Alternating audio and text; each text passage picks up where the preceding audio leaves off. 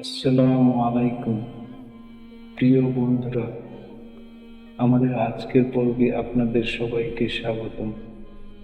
আল্লাহর রহমতে আমরা এখানে একত্রিত হয়েছি একটি গুরুত্বপূর্ণ বিষয় নিয়ে আলোচনা করার জন্য।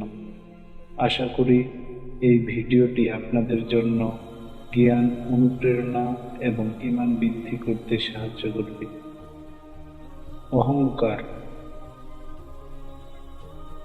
অহংকার একটি গুণ যা আল্লাহ সবচেয়ে বেশি অপছন্দ করেন। এটি মানুষের জীবন ধ্বংস করে এবং আখিরাতে ভয়ানক শাস্তির কারণ হতে পারে। আজ আমরা ইসলামের দৃষ্টিকোণ থেকে অহংকারের কুফল এবং আমাদের শিক্ষা নিয়ে কথা বলব। অহংকার কি? এটি এমন এক অবস্থা যেখানে মানুষ নিজেকে অন্যদের থেকে বড় মনে করে এবং আল্লাহর নাফরমানি করে। প্রিয় নবী মুহাম্মদ সাল্লাল্লাহু আলাইহি সাল্লাম বলেছেন, যার অন্তরে সরিষার দানা পরিমাণ অহংকার থাকবে সে জান্নাতে প্রবেশ করতে পারবে না। সহিহ মুসলিম। মানুষ কেন অহংকার করে?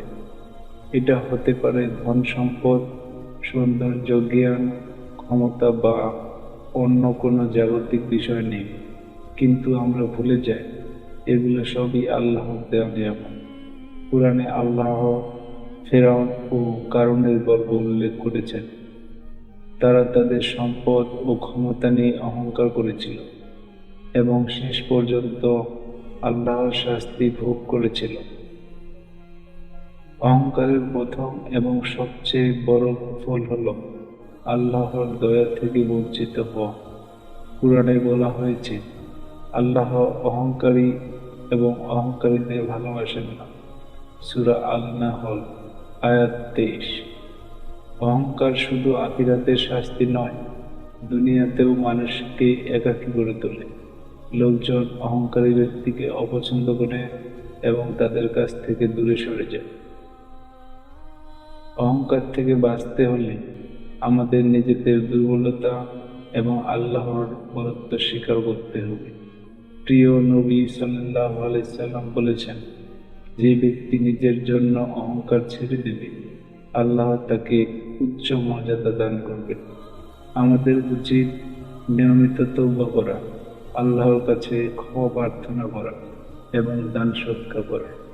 এগুলো আমাদের বিনয়ী হতে সাহায্য করে। প্রিয় ভাই ও বোনেরা, অহংকার আমাদের ধ্বংসের দিকে নিয়ে যায়। চলুন আমরা নিজেদের মূল্যায়ন করি এবং আল্লাহর নিকট বিনীত হই।